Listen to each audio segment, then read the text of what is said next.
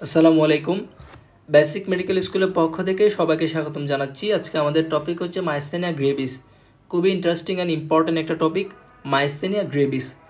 তো আমরা একদম বেসিক থেকে আলোচনা করবো জিনিসটা। তো আমরা শুরু করি। মাইস্থেনিয়া গ্রেভিস, এখানে মাই মানে বোঝাচ্ছে মাসেল, মাই মানে বোঝাচ্ছে মাসেল, অ্যাস্থেনিয়া মিনস উইকনেস, আর gravis means severe. So myasthenia gravis means severe muscle weakness. তো বলা হচ্ছে যে এটা একটা অটো ইমিউন ডিসঅর্ডার। তাহলে এখানে auto immune disorder, auto antibody তৈরি হবে, এই কারণে মাইস্থেনিয়া গ্রেভিস হচ্ছে। কী অবস্থা দেখি কেন হচ্ছে। কজ কজ হচ্ছে, বলা হচ্ছে যে আমাদের যে থাইমাসে সেলগুলো বেড়ে যায়, সেল বেড়ে গেলে এটাকে বলা হয় হাইপারপ্লাসিয়া। তো 70% কেসেসে থাইমিক হাইপারপ্লাসিয়া এর কারণে মাইস্থেনিয়া গ্রেভিস হয়, আর কিছু কারণে থাইমোমা এর কারণে মাইস্থেনিয়া গ্রেভিস হয়। তো থাইমাস আমি এখানে এঁকেছি, আমাদের যে থাইমাস এটা স্টার নামের পিছনে থাকে থাইমাস।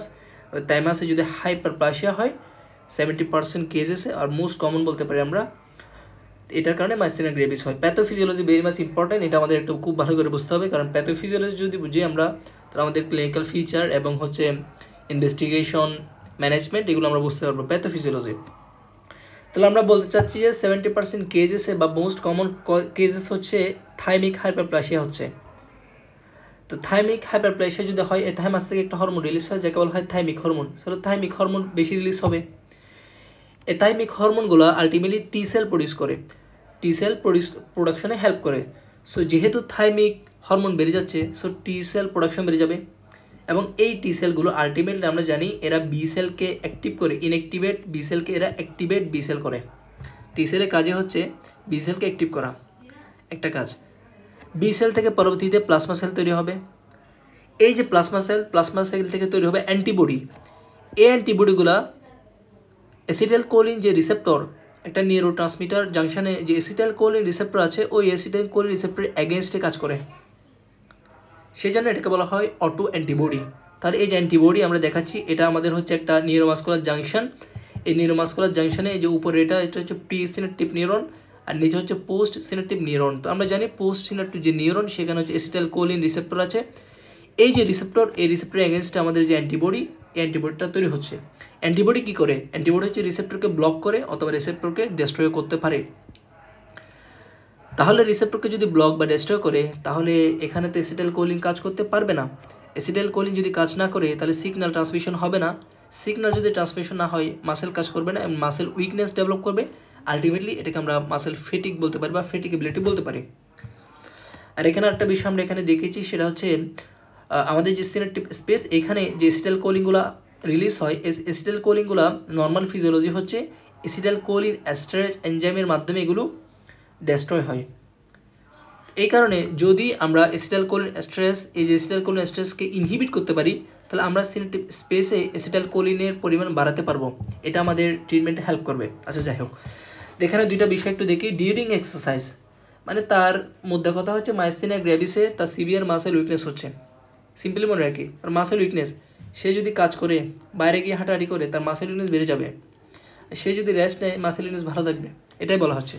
তো ডিউরিং এক্সারসাইজ কী হয়? এক্সারসাইজ করলে তার হচ্ছে অ্যাসিটাইল কোলিন যে সিনাপটিক স্পেসে, এই যে সিনাপটিক স্পেসে যে অ্যাসিটাইল কোলিন আছে, এগুলো আরও কমে যাবে। আরও কমে গেলে মোর ফেটিক হবে।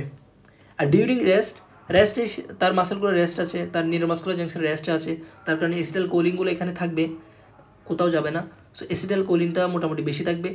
অ্যাসিটাইল কোলিন যদি বেশি থাকে, তার মাসেল মোটামুটি একটু কাজ করতে পারবে, কারণ এখানে সবগুলো রিসেপ্টর কিন্তু ব্লক হয় না, কিছু কিছু রিসেপ্টর থাকে, ওই রিসেপ্টরগুলো দিয়ে সেটাগুলো কাজ করবে। সো তখন হচ্ছে তার লেস ফেটিক হবে। দ্যাটস ওয়াই পেশেন্ট যদি রেস্ট নেয়, তাহলে তার মোটামুটি একটু ভালো লাগবে, আর যদি সে এক্সারসাইজ করে বা অ্যাক্টিভিটি করে, তার হচ্ছে একটু খারাপ লাগবে। দ্যাটস ওয়াই মাইস্থেনিয়া গ্রেভিস পেশেন্ট হচ্ছে মর্নিং, সে সারা রাত ধরে রেস্ট, সারা রাত ধরে ঘুম, তাহলে সকালে উঠে তার একটু ভালো লাগবে, হ্যাঁ, ফিল স্ট্রং। অ্যান্ড সে ঘুম থেকে ওঠে, আমরা বলি একজন পেশেন্ট হচ্ছে, একজন মানুষ হচ্ছে কী করে, দিনে কাজ করে আর রাতে ঘুমায়। সো রাতে ঘুমাচ্ছে মানে রেস্ট নিচ্ছে, আর দিনে কাজ করতে পারছেন কি, তার এক্সারসাইজ বাড়তেছে। সো এক্সারসাইজ বা অ্যাক্টিভিটি বাড়তেছে। সো সারাদিনে কাজ করে সে যখন ইভিনিংয়ে চলে আসবে, তখন হচ্ছে ফিলস উইক। আচ্ছা, এখন ক্লিনিক্যাল ফিচারে যদি আমরা যাই, এটা একটু আমরা এখানে দেখি। ক্লিনিক্যাল ফিচার উপর থেকে যদি নিচে আসি, first sign very much important. বলা হচ্ছে যে মাইস্থেনিয়া গ্রেভিসের প্রথম সাইন ডেভেলপ করবে এক্সট্রাওকুলার মাসেল যে উইকনেস, এগুলো উইকনেস হবে, যার কারণে তার টোসিস হবে, ডিপ্লোপিয়া হবে, ব্লার ভিশন হবে। So first sign in myasthenia gravis in the eye, এটা হচ্ছে টোসিস, ডিপ্লোপিয়া অ্যান্ড হচ্ছে ব্লার ভিশন। এরপরে বালবার মাসেল যদি উইকনেস হয় তো কী হবে এখানে? ডিসআর্ট্রিয়া, সে খুব ভালো করে কথা বলতে পারবে না, ডিসআর্ট্রিয়া, স্লার্ড স্পিচ হবে। আচ্ছা, তারপর হচ্ছে সে গিলতে পারবে না, আরেকটু নিচে যদি যাই ডিসফেজিয়া। এই ডিসফেজিয়াটা এখানে একটু আমাদের একটা বিষয় মনে রাখতে হবে, এই যে ডিসফেজিয়া, এই ডিসফেজিয়া এটা হচ্ছে লিকুইডের ক্ষেত্রে মোর ওর্স দেন সলিড, অর্থাৎ মাইস্থেনিয়া গ্রেভিস পেশেন্ট, এটা একটা ইম্পর্টেন্ট ফিচার। মাইস্থেনিয়া গ্রেভিস যারা পেশেন্ট তার ক্ষেত্রে ডিসফেজিয়া হয়, এবং সে যখন লিকুইড খায় মানে পানি বা পানি জাতীয় এরকম তরল জাতীয় কিছু খাবে, তার ডিসফেজিয়া আরও বেড়ে যাবে, সলিডে একটু কম হবে। এটা একটা ইম্পর্টেন্ট পয়েন্ট, কারণ একালাশিয়া কার্ডিয়াতে আমরা দেখি তার উল্টা, একালাশিয়া কার্ডিয়াতে কেউ যদি সলিড খায় তখন তার বেশি সমস্যা হবে লিকুইডের চেয়ে। আর যাই হোক, আর আলটিমেটলি হচ্ছে জেনারেলাইজড মাসেল উইকনেস হবে। এই জেনারেলাইজড মাসেল উইকনেস থেকে তার যখন রেসপিরেটরি মাসেল উইকনেস হবে, তো রেসপিরেটরি মাসেল উইকনেস বা প্যারালাইসিস থেকে তার ডেথ হতে পারে। তাহলে আমরা যদি উপরে একটু দেখি, ফার্স্ট সাইন ইন আই আমরা বলেছি টোসিস, ডিপ্লোপিয়া, ব্লাড ভিশন, ডিসআর্ট্রিয়া হবে মানে স্লার্ড স্পিচ হবে, ডিসফেজিয়া হবে আমরা বলেছি, ডিসফেজিয়া হচ্ছে মোর ওর্স উইথ লিকুইড দেন সলিড। আচ্ছা, জেনারেল মাসেল উইকনেস হবে আমরা বলেছি, তো রেসপিরেটরি মাসেল যদি উইকনেস বা প্যারালাইসিস হয় তখন হচ্ছে তার ডেথ হতে পারে। অ্যাগ্রিভেটিং ফ্যাক্টর, এগুলো ইম্পর্টেন্ট, অর্থাৎ একজন মাইস্থেনিয়া গ্রেভিসের পেশেন্ট তার মাইস্থেনিয়াটা অনেক বেশি বেড়ে গেল, লাইফ থ্রেটেনিং কন্ডিশন হয়ে যাবে, অ্যাকিউট লাইফ থ্রেটেনিং কন্ডিশন, এটাকে বলা হয় মাইস্থেনিয়া ক্রাইসিস। তো কী কী জিনিস তার এই যে মাইস্থেনিয়া গ্রেভিসটাকে বাড়াই দিবে? একটা হচ্ছে ইনফেকশন, এমনি সমস্যা তার উপর যদি আবার ইনফেকশন হয় অনেক বেশি বেড়ে যাবে। স্ট্রেসফুল কন্ডিশন যেমন সার্জারি, তারপর হচ্ছে প্রেগনেন্সি, অ্যানেস্থেশিয়া, এগুলোর ক্ষেত্রে তার হচ্ছে মাইস্থেনিয়া ক্রাইসিস হবে। তারপর হচ্ছে কিছু ড্রাগ, এই ড্রাগগুলো যেমন কয়েকটা ড্রাগ আমরা মনে রাখবো, আরও অনেক ড্রাগ আছে, জাস্ট এখানে জাস্ট কয়েকটা ড্রাগ লিখেছি, যেমন পেনিসিলামিন, অ্যামাইনোগ্লাইকোসাইড, এটা ইম্পর্টেন্ট, অ্যামাইনোগ্লাইকোসাইডটা ইম্পর্টেন্ট। তারপর হচ্ছে বিটা ব্লকার, এগুলো এমন হচ্ছে তার মাসেল অলরেডি রিল্যাক্স বলতে গেলে কাজ করতেছে না, তাহলে beta blocker, calcium channel blocker, এগুলো আরও বেশি রিল্যাক্স করে দেবে। সো এই ড্রাগগুলো penicillamine, aminoglycoside, beta blocker, calcium channel blocker, এটা হচ্ছে মাইস্থেনিয়া গ্রেভিসটাকে বাড়ায় দিবে, তখন মাইস্থেনিয়া ক্রাইসিস হবে। আমরা মাইস্থেনিয়া ক্রাইসিস পরবর্তীতে একটু করে পড়বো। আচ্ছা, এখন হচ্ছে ইনভেস্টিগেশন, আমরা বলেছি এটা একটা autoimmune disease, so auto antibody আমরা দেখবো, অটো অ্যান্টিবডি এক নম্বরে। তো মোস্ট স্পেসিফিক টেস্ট বলা হচ্ছে অটো অ্যান্টিবডিটি আমরা দেখবো, এটাকে বলা হয় মোস্ট স্পেসিফিক টেস্ট। কী বলা হচ্ছে এখানে? তো আমরা বলেছি যে অ্যাসিটাইল কোলিন যে রিসেপ্টর আছে তার এগেনস্ট অ্যান্টিবডি তৈরি হবে, তো acetyl choline receptor against antibody তো হবে 80 to 90% কেসেসে, সো 10 to 20% কেসেসে acetyl choline receptor antibody negative থাকবে। সো আমরা যদি নেগেটিভ পাই তাকে কিন্তু খুশি হয়ে বলতে পারবো না তার মাইস্থেনিয়া গ্রেভিস নাই। এই যে 10 to 20% কেসেস যেখানে acetyl choline receptor antibody negative, তাদেরকে বলা হয় সেরোনেগেটিভ মাইস্থেনিয়া গ্রেভিস। এক্ষেত্রে তাহলে কী পজিটিভ থাকে? এক্ষেত্রে একটা ইন্টারেস্টিং অ্যান্টিবডি পজিটিভ থাকে, তাকে বলা হয় muscle specific tyrosine kinase antibody. এবং এই যে কোয়েশ্চনটা muscle specific tyrosine kinase antibody বা মাস অ্যান্টিবডি বলা হয়, এই কোয়েশ্চনটা পরীক্ষা আসে FCPS 25, এই কোয়েশ্চনটা আসে। সো অপশনে কিন্তু এটা ছিল না, তো অপশনে ছিল এটা মাসেল কাইনেস অ্যান্টিবডি ছিল, সো এটা আনসার ছিল আর কি। 2 নম্বর প্রশ্ন হচ্ছে, 2 নম্বর আমরা কি ইনভেস্টিগেশন করতে পারি? 2 নম্বর হচ্ছে সিঙ্গেল ফাইবার ইএমজি, ইএমজি মানে হচ্ছে ইলেকট্রোমাইগ্রাফি। তো কী করি এখানে? আমরা যেমন ইসিজি করি হার্টের কন্ডিশনগুলো দেখার জন্য ইসিজি করি, ঠিক সেম এখানে মাসেল, যেহেতু মাসেল উইকনেস হচ্ছে, সো মাসেলের কন্ডিশনগুলো দেখার জন্য আমরা ইএমজি করি। ইএমজিতে আমরা কী করি বলা হচ্ছে, যেটা most sensitive test, so most specific test হচ্ছে অটো অ্যান্টিবডিটা, আর মোস্ট সেন্সিটিভ টেস্ট হচ্ছে সিঙ্গেল ফাইবার ইএমজি ইলেকট্রোমায়োগ্রাফি। আচ্ছা, এখানে আমরা আসলে কি দেখি? এখানে আমরা দুইটা জিনিস দেখি, একটা হচ্ছে আমরা যখন এই নার্ভকে, এই যে নার্ভ, এটা হচ্ছে একটা নার্ভ আর এটা হচ্ছে আমাদের মাসেল ফাইবার, এই নার্ভকে যখন আমরা স্টিমুলেশন দিব তাহলে এখান থেকে হচ্ছে স্টেট কোন রিলিজ হবে আর এখানে হচ্ছে মাসেলগুলো অ্যাক্টিভ হবে। তো বলা হচ্ছে যে রিপিটেড নার্ভ স্টিমুলেশন, আমরা হচ্ছে বারবার একটার পর একটা স্টিমুলেশন দিচ্ছি। সো প্রথমে স্টিমুলেশনে যে নার্ভের মধ্যে যে পটেনশিয়াল পাবো, এর পরবর্তী স্টিমুলেশনে আরও কমে যাবে, এর পরবর্তী স্টিমুলেশনে আরও কমে যাবে, অর্থাৎ রিপিটেড নার্ভ স্টিমুলেশনের কারণে তার ডিক্রিমেন্টাল ডোজ হবে। ডিক্রিমেন্টাল এটা হচ্ছে ডিক্রিমেন্টাল রেসপন্স, তার রেসপন্সটা আস্তে আস্তে কমতে থাকবে। আচ্ছা, এটা আমরা দেখলাম। 2 নম্বর হচ্ছে এখানে একটা বিষয় আমরা জিটারটা দেখি। জিটারটা কি? জিটার কিছু না, আমরা যখন এই যে একটা পেরিফেরাল, এটা একটা নার্ভ, হ্যাঁ, এই নার্ভটা এই একটা মাসেল ফাইবার, এর একটা মাসেল ফাইবার, 2টা মাসেল ফাইবারকে সাপ্লাই দিচ্ছে। তো নর্মালি এই যে মাসেল ফাইবার এবং এই মাসেল ফাইবার, 2টা মাসেল ফাইবারকে সাপ্লাই দিতে তার মোটামুটি একই সময় লাগে। তার এটা যদি আমরা T1 ধরি আর এটা যদি আমরা T2 ধরি, তো নর্মালি বলা হচ্ছে T1 এবং T2 খুবই কম, কাছাকাছি, T1 T2 কাছাকাছি, তাহলে তাদের ডিফারেন্স খুবই কম হবে। তাহলে নর্মালি জিটারটা হচ্ছে লো, জিটারটা লো।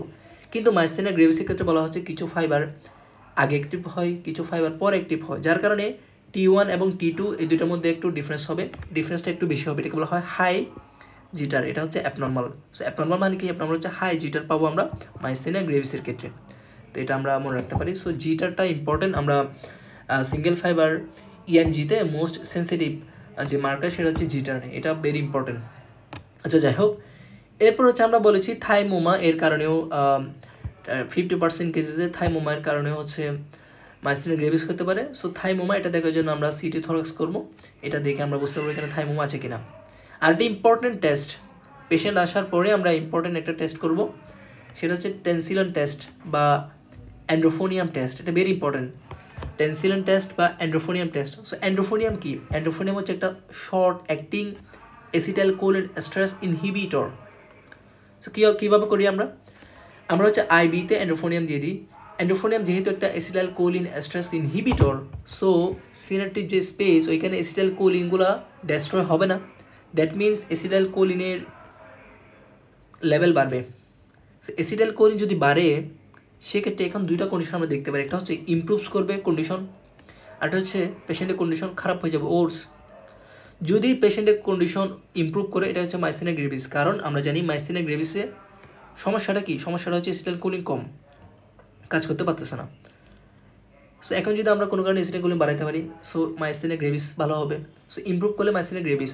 আর যদি ওর্স হয়, মানে আরও খারাপ হয়ে যায়, এটাকে বলা হচ্ছে কোলিনার্জিক ক্রাইসিস। কেন?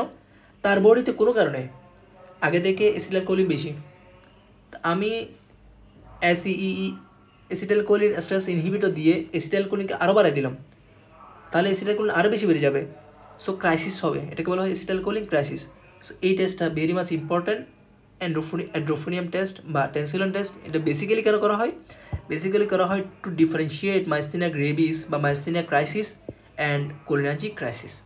এই দুইটা আমরা এই টেস্ট দিয়ে ডিফারেন্সিয়েট করতে পারি। আচ্ছা, এখন ম্যানেজমেন্টে যাই। ম্যানেজমেন্ট আমরা বলেছি পেশেন্ট যখন রেস্টে থাকে তখন ভালো থাকে, তারা রেস্টে রাখবো। 2 নম্বর হচ্ছে আমরা বলেছি এখানে অ্যাসিটাইলকোলিন, এটাকে যদি আমরা বাড়াইতে পারি তাহলে এটা আমাদের জন্য ভালো। তো এক্ষেত্রে অ্যাসিটাইলকোলিন এস্টারেজ ইনহিবিটর দিলে অ্যাসিটাইলকোলিন এখানে ডিস্ট্রয় হবে না, সো অ্যাসিটাইলকোলিন বাড়বে। যেমন পাইরোডিস্টিকমাইন, এটা ইউজ করতে পারি আমরা, তারপরে হচ্ছে নিউস্টিকমাইন, এগুলো ইউজ করি। আচ্ছা, তো যেহেতু এটা একটা অটো ইমিউন ডিজিজ, এখানে ইমিউনিটি বাড়তেছে, সো তাকে ইমিউনোসাপ্রেসিভ দিতে হবে। সো ইমিউনোসাপ্রেসিভের মধ্যে আমরা প্রথমে নাম আসবে স্টেরয়েডের, যেমন প্রেডনিসোলন আমরা দিতে পারি। এছাড়াও আমরা হচ্ছে অ্যাজাথাইপ্রিন দিতে পারি, সাইক্লোস্পোরিন দিতে পারি, এগুলো আমরা দিতে পারি ইমিউনোসাপ্রেসিভ। আচ্ছা, তো এখানে আমরা বলেছি এটা একটা অটোইমিউন ডিজিজ। দ্যাট মিনস ব্লাডে বলতে বেসিক্যালি হচ্ছে আমাদের প্লাজমাতে অ্যান্টিবডি বেড়ে যাচ্ছে। কি অ্যান্টিবডি? Auto antibody. সো এই অটো অ্যান্টিবডি নর্মালি থাকার কথা না, কিন্তু এগুলো বেড়ে যাচ্ছে। সো এগুলো হচ্ছে প্যাথোজেনিক অটো অ্যান্টিবডি। এই প্যাথোজেনিক অটো অ্যান্টিবডিকে আমরা আমাদের ব্লাড থেকে ছাকিয়ে বাইরে নিয়ে আসবো, এটা হচ্ছে ছাকান, এটা একটা ছাঁকুনি প্রসেস, এটাকে বলা হয় প্লাজমা ফেরেসিস। প্লাজমা থেকে আমরা হচ্ছে অটো অ্যান্টিবডিগুলোকে নিয়ে নিব। আর লাস্ট অফ অল হচ্ছে যেহেতু এখানে থাইমিক হাইপারপ্লাসিয়া হচ্ছে মেইন প্রবলেম, হচ্ছে থাইমাসে মোস্ট অফ দ্য কেজেসে, সো আমরা থাইমাসটা কেটে ফেলে দিব, এটা হচ্ছে থাইমেকটমি।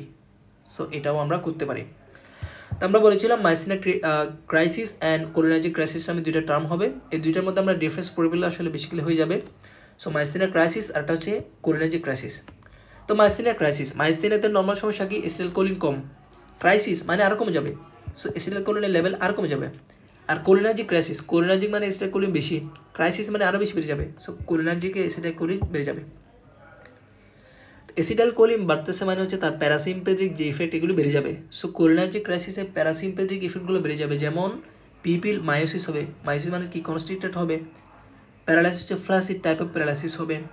তারপর হচ্ছে যেহেতু প্যারাসিম্পেথিক অ্যাক্টিভিটি বাড়বে, হার্টের উপরেও বাড়বে, সো হার্ট রেট কমে যাবে, ব্র্যাডিকার্ডিয়া হবে।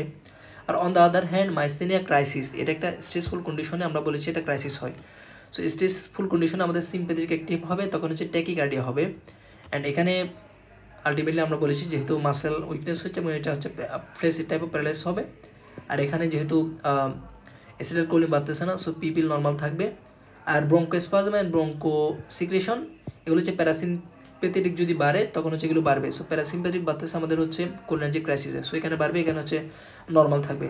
তারপর আমরা বলছি অ্যাড্রোফোনিয়াম দিলে কোথায় কী হবে, অ্যাড্রোফোনিয়াম দিলে যেহেতু অ্যাসিটাইলকোলিন বাড়বে অ্যাড্রোফোনিয়াম দিলে, সো আমাদের মাইস্থেনিয়া গ্রেভিস এটা হচ্ছে ইমপ্রুভ করবে। আর কোলিনার্জিক ক্রাইসিস এটা হচ্ছে ওর্স করবে, আর সমস্যা হবে। কসের মধ্যে আমরা বলেছি মাইস্থেনিয়া গ্রেভিস থেকে কখন মাইস্থেনিয়া ক্রাইসিস হয়, এখানে কিছু অ্যাগ্রিভেটিভ ফ্যাক্টর আমরা বলেছি উপরে। এই যে আমাদের অ্যাগ্রিভেটিভ ফ্যাক্টর, এই যে এখানে যে অ্যাগ্রিভেটিভ ফ্যাক্টর, এগুলো হচ্ছে মাইস্থেনিয়া গ্রেভিসকে মাইস্থেনিয়া ক্রাইসিস করে। আর কোলিনার্জিক ক্রাইসিস কখন হয়, কোলিনার্জিক ক্রাইসিস কখন হয়, বেসিক্যালি হচ্ছে কোলিনার্জিক ক্রাইসিস আমরা বলেছি অ্যাসিটাইলকোলিন বেড়ে যায়। সো আমরা যদি অ্যাসিটাইলকোলিন এস্টারেস ইনহিবিটর বেশি পরিমাণে দিই, ওভারডোজ অফ অ্যাসিটাইলকোলিন এস্টারেস ইনহিবিটর, তখন অ্যাসিটাইলকোলিন ডেস্ট্রয় হবে না, সো অ্যাসিটাইলকোলিন অনেক বেশি বেড়ে যাবে, তো সেই ক্ষেত্রে কোলিনার্জিক ক্রাইসিস হতে পারে। আচ্ছা, ম্যানেজমেন্টের মধ্যে আমরা বলেছি এখানে যে এটা একটা যেহেতু emergency condition, myasthenia crisis emergency condition, so এমন ড্রাগ দিতে হবে বা এমন কিছু দিতে হবে যেটা আমাদের খুব তাড়াতাড়ি কাজ করে। যেমন ইন্ট্রাভেনাস ইমিউনোগ্লোবুলিন দিব আমরা, কেন দিব, ইন্ট্রাভেনাস ইমিউনোগ্লোবুলিন তাড়াতাড়ি কাজ করবে। এক, দুই নম্বর হচ্ছে এখানে যেহেতু অটো অ্যান্টিবডি বেড়ে গিয়েছে, এগুলো প্যাথোজেনিক, এই প্যাথোজেনিক অটো অ্যান্টিবডিগুলোকে নিউট্রালাইজ করার জন্য আমরা বাইরে থেকে অ্যান্টিবডি দিচ্ছি। এরপর বলেছি আমরা প্লাজমা প্যারালাইসিস, আমরা বলেছি এটা কেন করি। আরেকটা হচ্ছে যেহেতু ক্রাইসিস হয়ে যাচ্ছে, এটা হচ্ছে একটা অ্যাকিউট লাইফ থ্রেটেনিং কন্ডিশন, এখানে রেসপিরেটরি ডিস্ট্রেস হয় প্রচুর, তার কারণে তাকে এন্ডোট্রাকিয়াল ইন্টিউবেশন করতে হবে রেসপিরেশনের জন্য। আর কোলিনার্জিক ক্রাইসিস আমরা দেখতেছি অ্যাসিটাইলকোলিন বেড়ে যাচ্ছে, আর সেজন্য আমরা এখানে অ্যাসিটাইলকোলিন এর অ্যাকশনকে অ্যান্টাগোনাইজ করার জন্য তার অ্যান্টাগোনিস্ট যেমন অ্যাট্রোপিন ইউজ করবো। সো আমাদের এগুলোই ছিল আজকের আলোচনার টপিক, ভেরি ইম্পর্ট্যান্ট একটা টপিক। তো সবাইকে ধন্যবাদ।